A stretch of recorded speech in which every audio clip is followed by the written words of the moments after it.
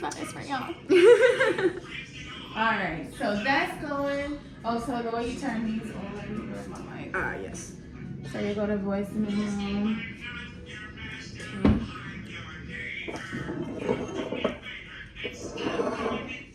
And then you have one recording going. I don't even know what it is either. I have no idea what it is. We can listen. Let's listen. 2020. This was after I graduated. Oh, you're singing? Yes, ma'am. Nope. I honestly truly thought that it was something else. I got a little nervous. It must have been a recording for an audition or something. I don't know. Fuck that. Hell no, I'm not listening to a minute and a half of me singing like shit. Alright, so. It sounded like. What's that? Oh my god, Did you almost? I was looking at this chair, so I thought I was in my mind. I thought I was sitting as high as that, and then when I fell down that low, I got really scared. My life flashed before my eyes. Wow. Okay. So in order to make sure that this is on, you just want to tap this. It should be green. Yes, mine is green. And then. Okay, so oh shit, we gotta turn Slurp off the fuck off. And I need to turn this air off because last time Danny was recording, all I heard was like the air. The static. Yeah, I was like, no. You should watch First Wives Club. 2 seasons. Girl, It's a good no. show. You know how I feel about reality TV shows. No, it's not a reality. It's scripted. Jill Scott. Oh, it's like the revamp of the old movie. It's good. Yeah. Have you ever seen the original movie? Uh-uh. Oh, it's great. Is it like old? No, it was made in the like 90s, but it's white women. Well, this one is black women. I know it is. That's why I'm like laughing. Because the Black original women. is It's just white Sarah women. Jessica. The mistress is Sarah Jessica Parker, and the original women are like all these like big like Broadway mogul women. Oh wow. Fucking Rizzo from Grease. Oh is wow. one of the women I didn't know in it. that. Yeah, it's a really good movie. Learn something new every day. You learn something new every single day. Okay. Alright, so you can hit Just record. Hello, everyone. This is another episode of Top Shelf Tea.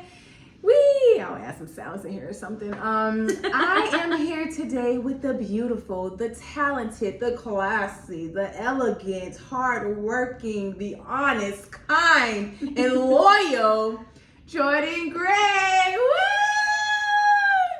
Y'all, that's my best friend. I love this girl. We met at, we can't say names on here either. We met at our last restaurant job. Yes, and we went through the trenches together and we literally like fell in love with each other. So yeah, it's my girl forever. Friendship that stands the test of time. Yes, it does. E is not here today because she has to work. You know how this industry goes. She'll be working.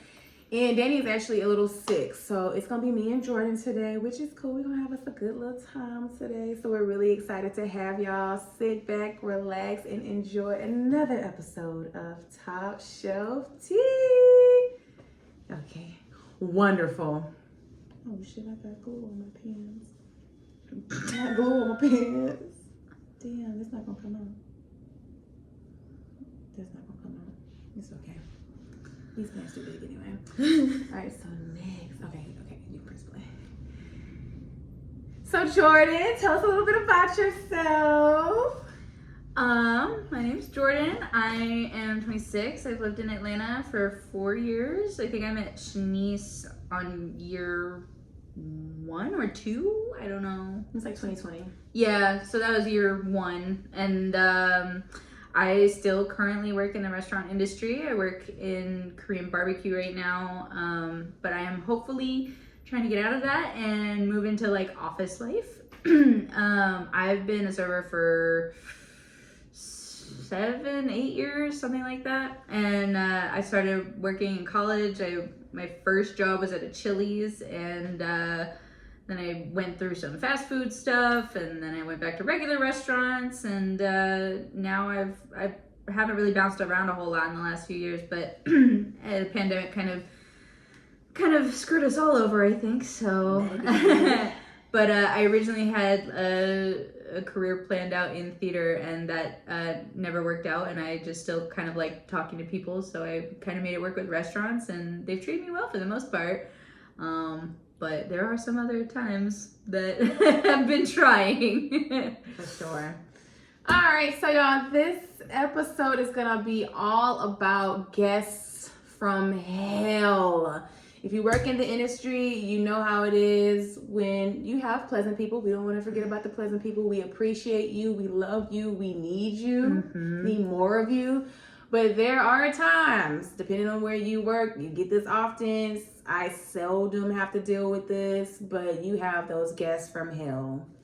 Like in rude, terrible customers on wheels. So we're going to be talking about all of that, our experiences, places that typically deal with it, how to deal with a customer from hell, a little, a chit chat and a pep talk for the customers from hell to kind of get you to understand where we're coming from in this industry, and to kind of, I appreciate you in a form of gratitude to the people who are pleasant, who treat us, like actual human beings, because that we are. That is the real thing. Yeah. Yeah. So, yep. Stay tuned. Yay. Okay, let me make sure these are actually like saving. And the sound. I looked at your light. Okay. Your light is still green. Okay, cool. Then we can label it like. Is this one for the next? This is the intro. I think that lady cut me. Oh, you think? I think so. I don't think it's gonna let me edit the name. Edit. Just tap right here. Oh. I feel like I'm like a texty wizard now because and I just look like a fucking idiot. I've been like editing for so long now at this point. And then that one was topic intro. Topic intro. Okay. I'm gonna pour you up a little. Fine.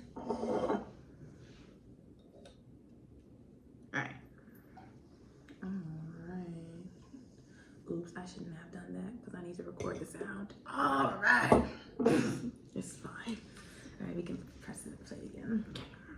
All right, y'all. So before we get into the topic, you know what we do. We always do our shaking things up segment, but for today, we're going to do something a little different. It is the new year, 2024. Happy New Year. So we are actually popping a little champagne. Cheers. Cheers.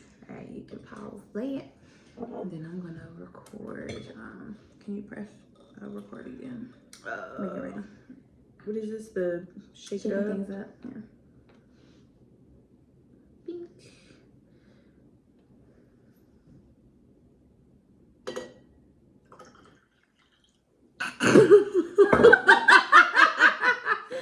Shit, I hope that sound. What it sound like?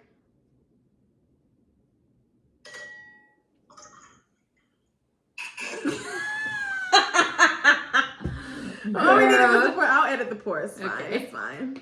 Oh, we gotta record a clink. Oops. Girl. This is what goes into a bed. Is this how it goes? Hell yeah. Sometimes, okay. We might not have to play that. That did not sound like Crystal. It did not. It's okay. We can get some empty ones. Gave cheap hand blown. We just get like empty wine glasses and clink them. It might be because they're full. Because that was given very much. Hard plastic. Yeah, just like clink them together. These big. Oh, did I show you what Johnny think? Yeah, I saw those. I was like 32 ounce like this. Oh, we should have poured each bottle in one. I still think we should. I don't think it'll fit, honestly. It will. How many ounces is in a bottle? In a bottle? This is 32.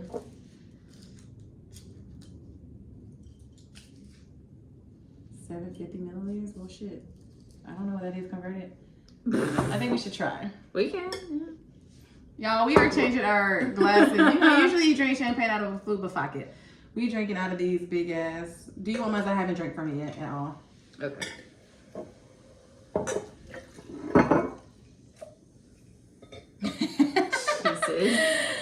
I mean, I might as well use them for something. I haven't used it since he bought it for me. drinking classes I've I'm never like, seen. damn, I know I like to drink, but my God. Okay. Yeah, just twisted. Woo! Jesus. Damn. I'm gonna put some in yours too. I'm gonna be honest, I'm probably not even gonna drink all this. I'm probably not even gonna drink a quarter of this. You don't have to tell me nothing. I don't drink it all. What the fuck is this? Oh, it's a piece of foil. Yes, it is. There's one. There's two. It'd be like that. These are huge. They are big. You know, one of my dad's anniversary presents to my mom was a set of like Tiffany wine glasses. Yo. Yeah. I know that glass is ginormous for like no reason. Sorry, it's pieces of foil. Come here. Okay, or don't. Yeah, we're not fans of your folks. They understand. They're in the industry. They know you can just get your hands on what you can get your hands on. It ain't even about nothing else. I think I drink my wine out of fucking teacup most days, honestly. Get it how you can. Get it how you can. Look at these big. My parents be drinking their martinis out of actual martini glasses, and I'm like, you can just give me like a regular glass or a solo cup. That thing is huge. It's ridiculous.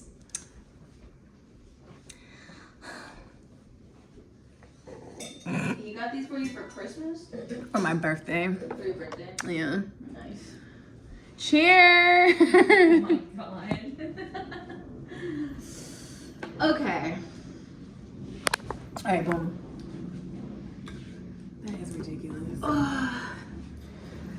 You can't. This is. We got Christmas huge. candies. Christmas candies For the New Year's and everything. Chocolate. I wanted to get I wanted to like sugar some grapes originally, because that's, you know, that New Year's tradition where like you eat grapes at midnight to find like true love in the new year. It's like an old Italian tradition. I've never heard that. Yeah, you take like generally, well, I don't know. Oh, it's not recording. Sorry. Okay, good. We brought Christmas candies. Yes, for we the New Year's. did. I brought some Christmas Thanks, candies left over from my Jordy. house. I know my roommate is German and my family is Italian, so we kind of have like a mix of traditions going on like at the house. So like on December 6th, Kirsten was like, don't forget to clean your shoes and leave them out for St. Nick. And I was like, I have never heard of this tradition, But all right. but I'll do it. And the next morning, I did not even clean my shoes, girl. And they were my work shoes too, my restaurant work shoes. And I was like, I woke up the next morning and there was like chocolates and like oranges in them. Don't worry, I did not use the chocolates from my shoes in this box. I'm like, No, I definitely put those in my room and I like didn't touch them. But she was like, here's chocolates from St. Nick. You cleaned your shoes well. And I was like, what happens if you don't clean your shoes? And she was like, you don't get anything. You get coal. And I was like, wait, I thought Christmas was on the 31st or on the 24th, 25th. This is what happens when you're in the restaurant industry too long, is that your days blend together. Yeah. But what I wanted to do was bring grapes, because you're supposed to, it's an Italian tradition to eat grapes at midnight, and Spanish too, I think. Spanish? Spanish? It's tradition. Italian, Okay. Spanish tradition I thought to you eat meant grapes and Spanish. I'm like, no, Okay. to eat grapes at midnight to find true love in the new year. So that's what I wanted to do. But I got wine. Does that count? Yeah, so normally what people do is they'll either like sugar grapes, or they'll make like champagne grapes, which is basically you boil them in champagne and then you like sugar them afterwards, or like you can crystallize them or freeze them or do whatever you want with them. I saw that on Instagram post. They're so good. Me and my parents used to make them. I don't know how often we used to make them really, but we've made them a couple of times. And then you take a shot of Sambuca, which is an Italian liquor, and made for a fun New Year's most times. Lit. Definitely don't find your true love. Yeah. On that night. But yeah. All right. Well, guess from hell. Yes, guess from hell. You know, I've been thinking about it like since you told me what the topic of the podcast was gonna be, and I had this one guest at the last restaurant we were working at, and they were so mean because one of our servers, who was a super sweet girl, is a super sweet girl. I still talk to her sometimes. spilled soup on him. And it happens. I spilled soup on a customer when I first started working at that restaurant, and I felt so bad. It was a business guy. He had pressed. It's hot. It was pressed, yeah. And I was like, oh, I felt so bad. And he was super cool about it. But sometimes you get those customers that are not cool about it, and he was not cool about it. And I was a manager at the time, so he came up to me and wanted me to pay him for his dry cleaning. And he wanted me to pay him. Do you remember this? Yes. Yes, and he left a horrible review. He called me the so-called manager. He said the server didn't know what they were doing. Do we remember his name? I don't know. I think it was. I remember my guy's name. Yeah, I could pull it up, honestly. I know the review's still online. That is wild. But he was so mean. He wanted me to reimburse him, and I was like, I can't do that. I asked like our higher ups. They said no. Which I feel like you texted me while I was at the office, and I had to text Christina because I was like, I've never had to do that shit before. And this is like weird. Like the whole thing with Guest from Hell is like you sometimes can just have a straight up like Guest from Hell, and it sucks. Yeah. And they suck, and I get that. And I've definitely had those tables. This man was one of them. However, there are other stipulations that go into that where in this particular situation, I personally think that it is restaurant etiquette as a business to, if something were to go drastically wrong, you do pay for things like damages. Yes. Now, I do think that the company that we were working for at the time should have paid for his dry cleaning. For sure. It was gonna be like $20. Yeah. Does the soup that we had, does it stain? Absolutely not. He could have just simply run them through the dryer and it would have been, or like put some water on it and it would have been fine. And I think he was overreacting over the fact that a server had a mishap, which happens all the time in the service industry. I spilled soy sauce one time on a lady on her white jacket. On her white jacket. I was so upset, and I was a seasoned server at this point, and I turned around. The restaurant was like super cramped that I was working in, and I turned around and it kind of went like flying a little bit. Not like I didn't drop the plate, but like there was sauce on the plate that kind of went flying, and soy sauce was a component of it, and it got on her jacket, and I was just like, I'm so sorry. And she was so nice about it. So like it is just one of those things where you have to be like really conscious of the people that you're around in the industry. But I think also another thing that comes with Guests from Hell is that if you have a guest from hell, more likely than not, they're only hell until they're fed. Until they're fucking fed. Or until they get their way, like a refund or something like that. Because half the time nowadays, you know, I will have a guest from hell and all of a sudden, like, and they're being so mean to me, and as soon as I bring the food out, oh, we're fine. I'm sorry, I was a little hangry. Snickers bit. Are you kidding me? Every time that happens, and I just sit there and I go, Yeah, I feel like some people are, I don't know, I feel like I've had a really bad experience just recently, and I feel like a lot of it can be projection too. Like you're just mad at a different situation. I had somebody come in for a to-go order, and I was hosting at the time, and I was on the laptop and trying to get payroll done while simultaneously hosting. And he came in. I looked and glanced at him once, and I said, "Hey, how you doing?" Went back to my work, but I was still like kind of looking up at him. And then he said, "I want to order a pork gyoza." And I was like, "Okay." And he said it a little louder, like, "A pork gyoza." And I was like, "Okay." He's like, "Are you gonna look at me?" I remember this guy. And he said, "Are you gonna look at me? You're not gonna look at me?" He's like, "So you can't take 5 seconds to look at me?" He's like, "You're disrespectful." Like he was bad, y'all. You texted me about, or I was shaking. Yeah, because this was at the Emory location. This was at the Emory location. Yeah, because I was okay, and I remember, and you were just like texting me. You're like, "This guy pissed me off." like I have never, and I think at that point I'm like, there's no reason why me not looking at you long enough would trigger you and send you off like that. It's got to be something at home. Maybe your wife don't disrespect you. Maybe your dick is, I don't know, but it's got to be something at home that's causing you to come in here and act an ass toward me. Like I was scared. At one point he looked like he was about to draw back and strike me. I'm like, holy shit, Paul. Don't know your last name, but I definitely know your first, Paul. Like, Paul. And I don't think I've seen him again, but he literally left and came back. I was I think a general rule for customers, like if you are going to be a guest from hell, remember that most of the time, no matter if it's a server or a manager or something else, most of the time if it's a manager, we're doing multiple jobs at one time. Mm-hmm. When we were working at this restaurant together, we were doing... You play it so well. Server, we were hosting, we were food running, we were doing payroll, we were managing, we were calling Uber to make sure... Doing back of the house responsibilities. Doing back of the house stuff, stocking, trying to go down to do God knows what. You know, so it's like really busy. And even at the place I'm at now, they had a change in ownership, and so in that interim they like threw me into management, which is fine, I don't mind doing it, but then the new management was like, oh, did it pause? The new management was saying I wasn't doing my job because my job as the floor leader or the floor manager was to be managing the servers. And I was like, well, if that is my job though, because I was helping servers bus tables, or I was serving a table if need be, and I was, or cleaning or running food or running drinks or making drinks. And I was like, no, that is my job, because my job is to make the shift run smoothly, to make the floor run smoothly.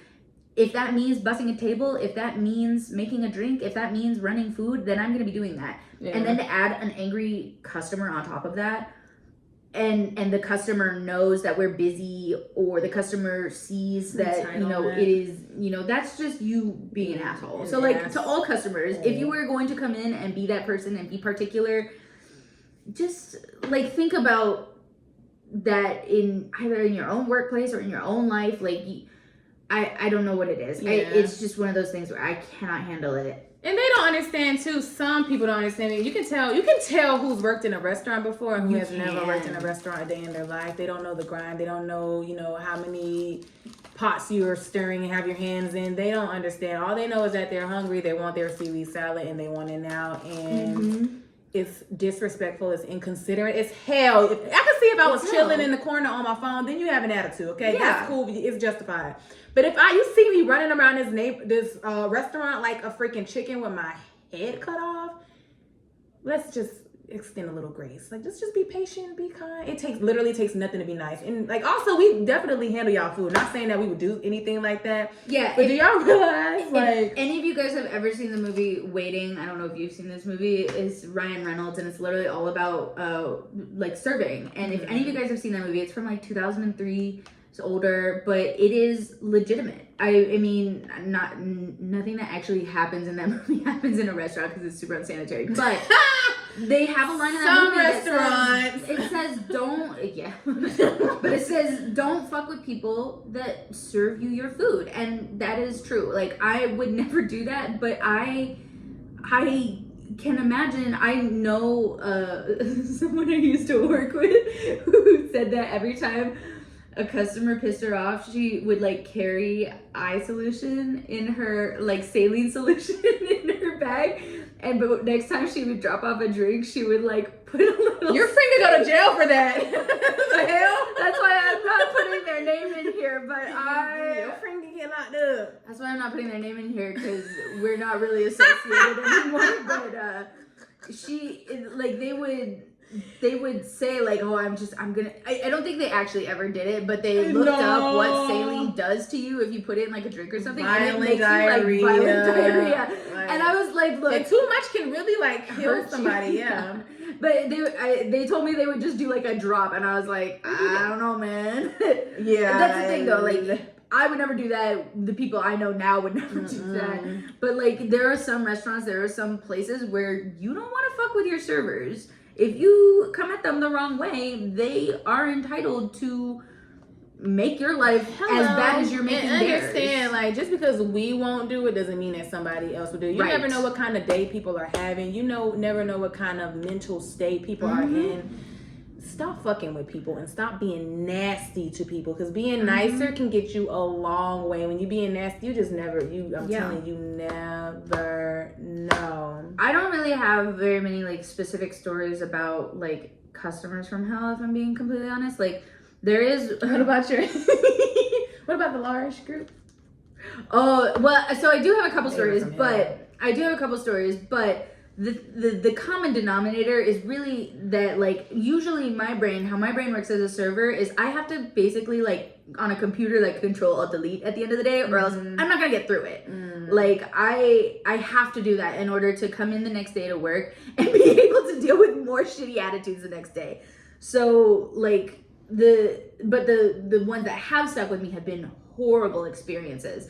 But the common denominator is that if you are a customer from hell, or if I have had a customer from hell, there are specific things that they're doing. And we talk about this all the time. Stereotypes are stereotypes for a reason. Whether it's because of a certain group of people, like church people or fucking teachers. I hate teachers.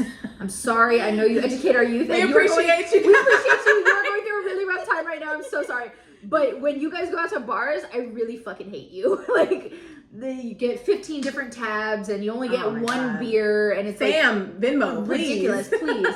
And that is leading into this story about the large table that I had right before the new year. I had a party of 15, and I work at a Korean barbecue place, so our tables, they're not small, but in order to fit 15 people, I basically had to use 4 grills, 4 different tables. It's a pretty large area that I was covering, and I set it all up for them. I put all their sauces out, all their chopsticks, all their plates, all their tongs and salt and side dishes and whatever they needed. All they needed to do was tell me their drinks and tell me their food order. That's all they had to do. And they are, first of all, not trickling in. If you have a large party, please come in all at once. I don't know how many times I've told people this, but do not go into a restaurant, even if you have a reservation.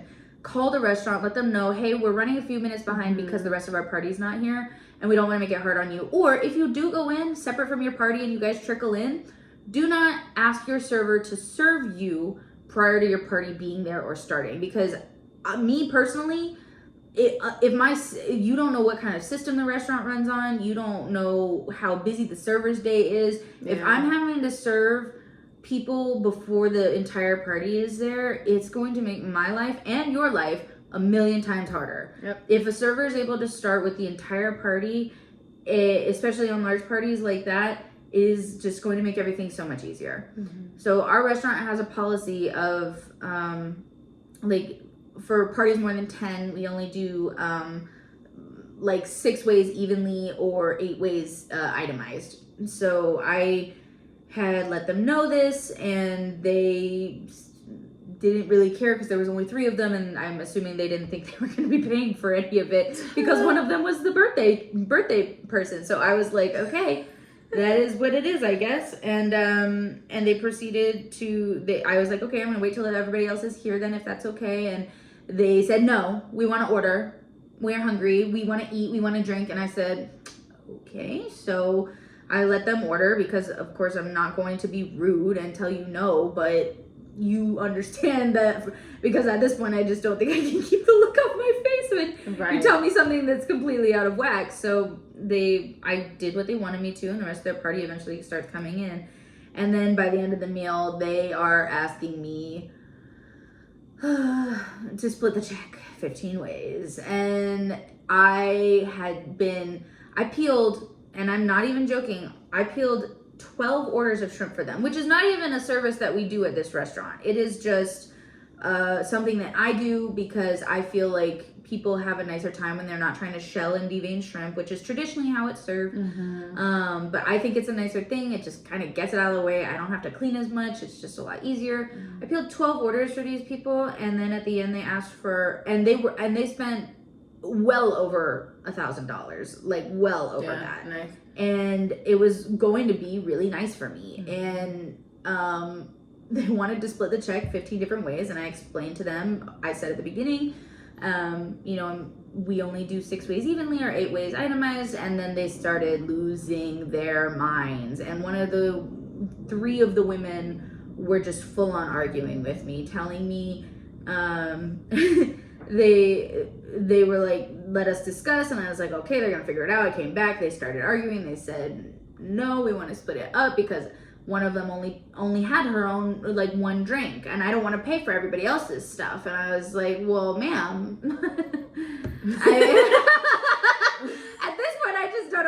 telling you guys have been running There's me 15 off. of y'all. There's 15 of y'all. All 15 of you have ordered at least 3 drinks, plus a round of shots for every single person at the table. There was a guy who was double fisting Henny and Coke, and I was like, okay.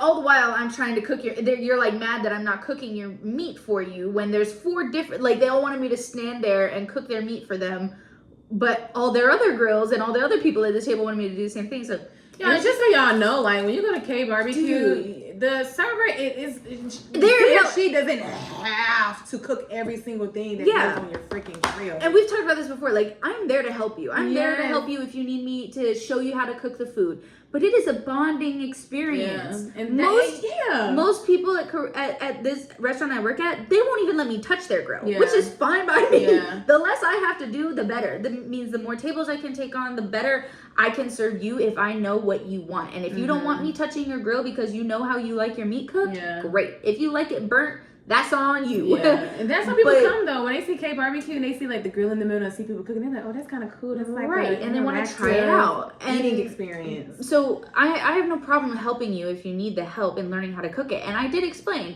it takes about 5 minutes max for any of these meats to cook. If you like it more crispy or burnt, then you leave it on longer. If you don't, then take it off earlier. Most of the meats that we serve at this particular restaurant, except for chicken and shrimp, are to order stuff like beef or steak and stuff like that. So it's like you can do whatever you want.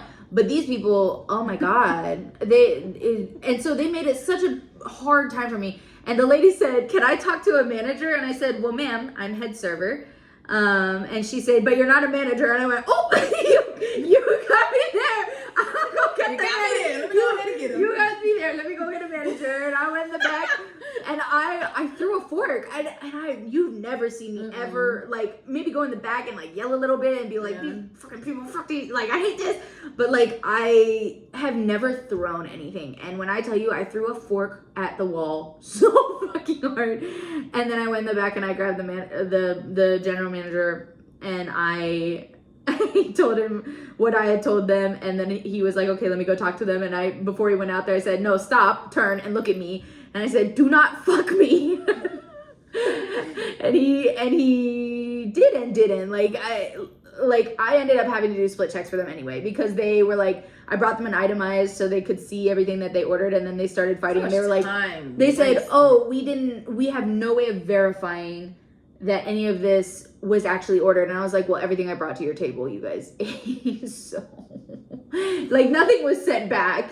So I would assume you would understand that because nothing was sent back except for empty plates that you guys were done with, that you knew.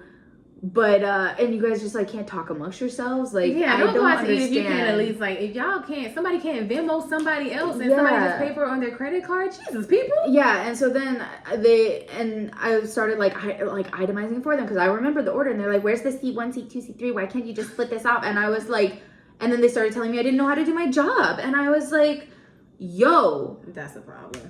You tell me after I've been in this industry for as long as I have that I don't know how to do my job."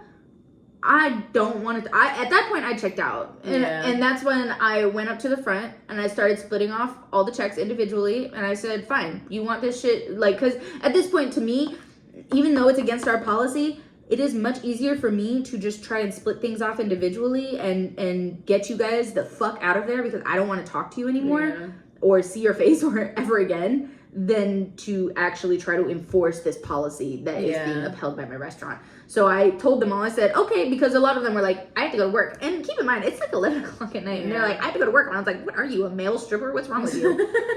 "Okay, I have to go to work." It's not like the stock market in China is opening anytime soon. What the fuck? So I told them, I said, "Okay, I'll come up to the host inn and I'll split off your stuff." And every single one of them that went up there, I recited off their order to them, and they were like, "Oh my God, you do remember." And I was like, "Yes." And all of this stuff, like at the end of the day, all their stuff got paid off individually. And they were like, "So we did, like, everything was right. And the price that I looked at for my own stuff was right." And I was like, "Yes, because I'm not an idiot and I put in all the orders correctly." So that was my table from hell. But then what happened at the last bit? Then the birthday, so the birthday boy ended up... The birthday boy ended up paying for the remainder of the bill, which was $660 some odd change. And he gave me a 20 in cash on top of that, which I already got my 20% because we have gratuity at our restaurant, which thank God for that. But he was very nice to tip me a 20 in cash. But every single person, including the birthday boy who paid the remainder of the balance, came up to me and said, you know, it really was, including the women who were getting smart and like rude to me. They were like, oh, it really didn't matter. Like, we could have just Venmoed everybody our money, or like someone our money, and they could have paid it on their card. Yeah. And I was like, then why didn't you do that? Then why did you argue with me? Some people argue just because they want you to react a certain way. Some people are so nasty, bitter, and miserable that they think that poking your ass is going to get a reaction out of you. And that's exactly what they want. Because you know what that means? That could potentially mean going home with a free meal, baby. If you snap off and lose your shit. And that's the thing, too, with some customers. Like, some people who are held like that, they and this table was trying to do that. They tried to say they didn't like some of their drinks or some of their food. And I was like, no, you ate it all. I'm not comping something that's already in the pit of your stomach. Not gonna happen. Absolutely not. They were like, well, I didn't really like the pork dumpling. You ate every single one of them. What the fuck you mean you don't like it? I can't tell. I can't tell. I didn't like my margarita. You didn't tell me and you drank half of it. I don't know what you want me to tell you. I'm not comping that. No. Sip. You kidding me? All right, we can pause. Sweet. All right.